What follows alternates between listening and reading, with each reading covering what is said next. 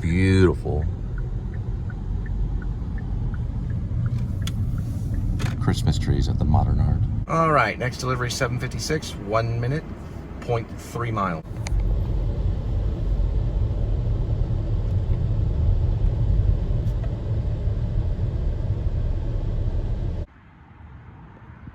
All right, next delivery will be 8:08, 5 minutes, 2.1 miles.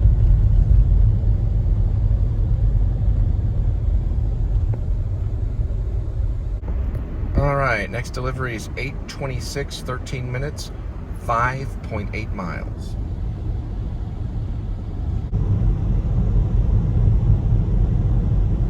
All right, so out of today, I would say, let me go ahead and erase a couple days ago. I would say about maybe 20 of those miles, 19, maybe 19 of those miles I've used. Not too bad. All right, so I'm listening to the album Closer, which is a Joy Division album, but I don't see In a Lonely Place on there. So I think, and I could be wrong, but Ceremony, which was done by New Order, had a B-side of a Joy Division song, which was In a Lonely Place. I could be wrong. I don't know for sure. But it's not on Closer. Even though on YouTube, the album cover for Closer, well, the album cover for In a Lonely Place is the same as in Closer, or the same as Closer. It's kind of got that gothic statue lady, looks kind of like something you'd see in a graveyard or something like that. You know, it's like this lady laying on this, like a coffin kind of thing. It's weird looking. It's like all made out of stone. I'm sure there's a name for that statue and all that stuff, and people know all about it, and leave a comment. But New Order did a song called Ceremony. The B-side is In a Lonely Place, which is a Joy Division song. So that's what I know of. And that was done in 1980 or 1981. Anyway, Closer is a cool album. That's cool. But I think for right now, we're going to go with one Joy Division song for right now, In a Lonely Place. The New Order Ceremony, which we'll do Ceremony, New Order. That'll be when they enter into Barksville, Grace LePon, and Rainy Love. I remember Rainy Love was an ex-rock star, so it perfectly makes sense to use these post-punk bands and alternative bands. And then, of course, Perfect Kiss has an uplifting thing, New Order, and that's kind of modern-day sound.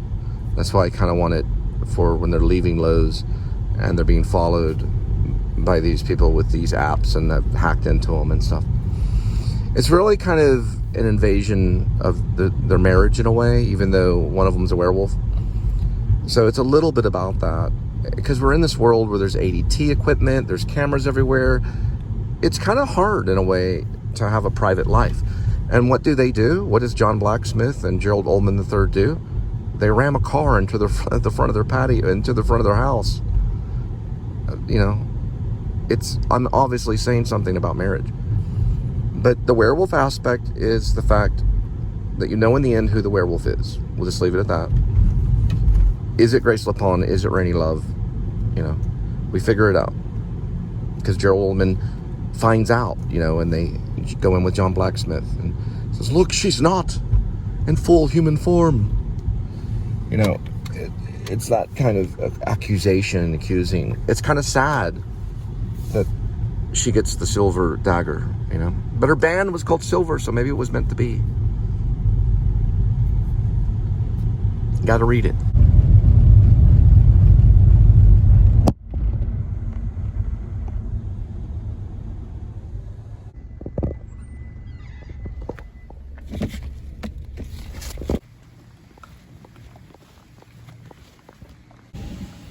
Cool cactus right there.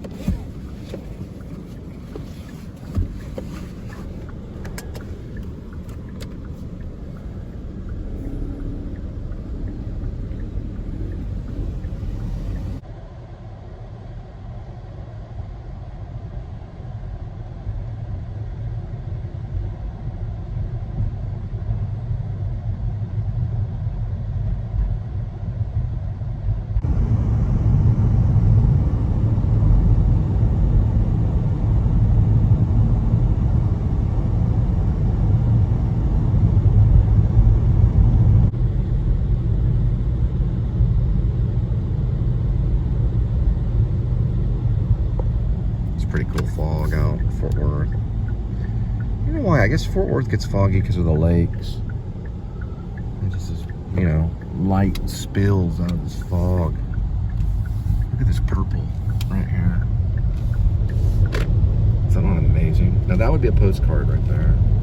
And maybe it could end up a postcard from the Cole Spivey channel. Welcome to the Please Subscribe show. There's a purple right here. A little more purple and red. There's an album cover right there.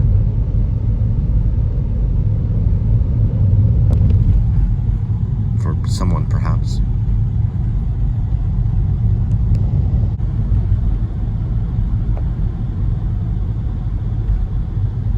There's the art project.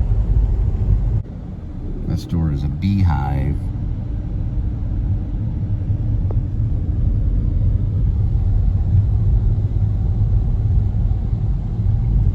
And Lucille's has angry lobsters. Angry lobsters at Lucille's. It's angry. I'm an angry lobster. Angry. Angry. I do like the drum and Heart and Soul by Joy Division. It goes like...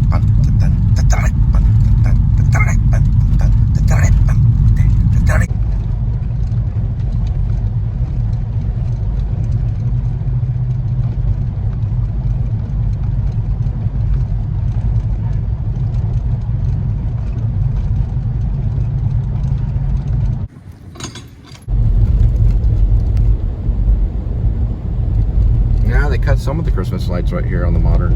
Not all of them though. Started taking them down. Saving the Christmas lights for next Christmas.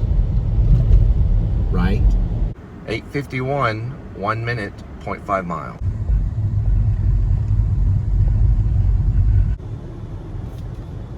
All right, next delivery is 9:02 on arrival. 7 minutes. 3.7 miles. Looks like somebody forgot the meatballs, so we have to go back and drop off some meatballs. I don't know. That's the big mystery. The mystery of the meatball. Wasn't there a song that was a really good song? It was done by a European artist, female artist. She talks about a meatball wrapped up or something. I don't know. I remember the song, and it's something to do with a meatball, and it was used in like a movie like 500 Days of Summer, or however you say that movie. I don't know. But it's got that guy in it that has the name Gordon in it, Levitz. 500 Days of Summer, and there's something to do with a meatball. And it's a song. And it's got those lyrics in it. All right, Release the Four Horsemen. Here we go. Same guy that was in Hesher. Gordon something Levitz. And there are the four horsemen. Or at least the four horses. For the four horsemen. Maybe they're invisible. And you can't see them. All right, let's go drop off those meatballs.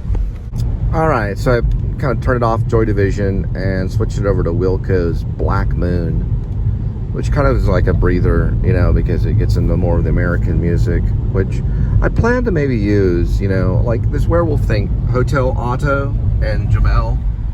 Hotel Otto and Jamel. This werewolf thing is kind of a movie to hopefully grab some attention, because the werewolf is famous, right? Regardless if I make this movie or not, the werewolf is still going to be famous. Everybody knows about the werewolf. And, you know, so regardless, you know, if it goes out, you know, someone else could make a werewolf movie, but if I do and it does well, then I'll make more of my domestic kitchen sink dramas that I really maybe want to make, or maybe I'll go the route Ingmar Bergman went, or Ingmar Bergman, or however you say his name, you know, where he got to do his own stuff, and eventually he did Seventh Seal, you know, and his other masterpieces like Wild Strawberries, because he got to do his own thing, right? But he didn't start off that way. He had to make some crazy comedies that he did not like and was not happy doing it. And I'm not saying I wouldn't be happy doing a werewolf thing. But, I mean, one of my first screenplays was about a dolphin dancer and dreamer. About a young kid that was a diver. He jumps into a pool wrong, and then he has to live his life in a wheelchair and meets a dancer. And they decide to rescue a dolphin at the Fort Worth Zoo and take it to Padre Island and dump it off in a school bus. And there's a big chase scene with cops and stuff. And then Free Willy came out, you know. It was about the time Free Willy was out. But, you know, these are the things I've been doing since I was a kid, you know. Like taking an image inside my brain and then putting it in words, you know. What's wrong with that? It's a lot of fun. Green light. Green light of the project. Right up Robert's cut off.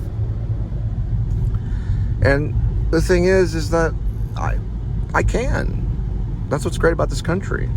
I can sit and talk about it all I want, you know. And if I want to write a song about a werewolf, you know, I might. I don't know. I may not. I don't know. I really don't care. Maybe I do. I not really, you know. I could use other werewolf songs or whatever, you know. Even though it's about a werewolf, it's really about something else. It always is, you know. Movies are beyond our intellect. Just like songs are smarter than we are, right? We just have to grab onto it and hang on and go for the ride and try to understand. That's what I put 1 Corinthians 13:12. For now, we see through a glass darkly.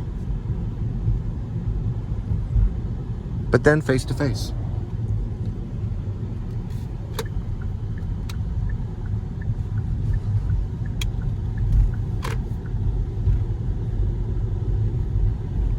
I think it's something like, now I know, but then shall I also be known, in layman's terms. Now I know, but then shall I know that even as also I'm known, to that degree, right? We're not known until we really meet God, right? Or we are known. It ends in I am known, right? You know, it's 1 Corinthians 13:12. There's a lot of different versions of it. But then shall I know, even though also I am known. Meaning, I'm waiting to be known by God. God seeks us so that we get all our knowledge from the Lord. That's where we get our knowledge. And people sit there and blab all day, Oppenheimer and all this other stuff. They don't know anything. They know nothing. Not without God, right? And that's the mind of Gerald Oldman, because he knows the truth. He knows the way. A lot of it's to understand the world and to understand perception is in 1 Corinthians 13:12. For now, we see through a glass darkly, but then face to face. So this is the second return for the meatballs. You ever seen that Bill Murray movie, Meatballs? Isn't that about like the loser that just kept on going? And he was like a turtle or something like that. Or the rabbit. Was he a rabbit? He was a rabbit, right? Alright, you'll get your meatballs. So they got this little 5-minute video for Control, Anton Corbijn, that's how you say his name, with Sam Riley. You know, it's the black and white, a really cool color code. It's done by a photographer. The movie was directed by a photographer, Anton.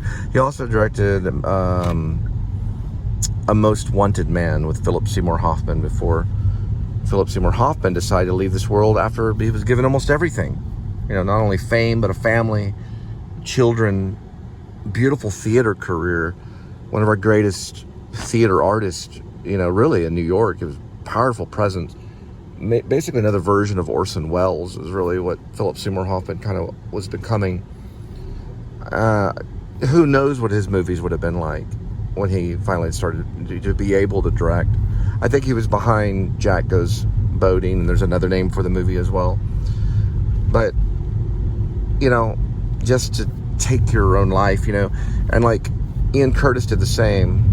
which is a very big mystery. I think it had to maybe do with some of the medicines he may have been taking in a response to the epilepsy, or it was maybe that itself. I don't know. You know, the disease, or what do you call it, a sickness, epilepsy. It's sad, but these, you know, it's very common in the music industry. Maybe not so much as with filmmaking. I don't know, because filmmaking is more, there's teaching involved, and there's community involved, and there's more people. Music can be isolated, and that can be scary. And there's a tense and I guess instant gratification in music. I'm not against music. I think music is fine. Linda helped me with the Linda and Cole band, and we made some songs and stuff, but there is a sense of emotion and instant gratification, and it sweeps you away quicker. With storytelling, it takes time, and it's thought and process, and it's a longer road at times. You know, it can take a year to make a song, don't get me wrong, to go back and feed that song and make it great, but usually it doesn't. Usually a song's created instantaneously. And then with a film can take several years, you know, and it's planning, and there's music involved, but it's a lot of planning and waiting. And I remember hearing when I was younger, Peter Brook making Midsummer Night's Dream, they had to wait to get the film, right? Because they didn't have instant cameras available. Well, they did, but they didn't have the film, so they would wait for it to be flown to them. And it was just a lot of waiting and planning. And he had Rooney, I think Mickey Rooney with him, and they did Midsummer Night's Dream. And they just sat around and waited. Maybe they read, maybe they practiced, I don't know. So I'm not saying that one is more emotionally draining than the other, but music, it happens like right then, you know. You're all the way from North Dakota. All right, another night of delivery. I'm gonna head back, see Linda and Kitty. And it's foggy, so I don't know. I don't really understand the fog that much, but it does come and go around January's. The moisture gets in the air, creates like this smoky kind of cloud effect. And it even happens sometimes in the summer.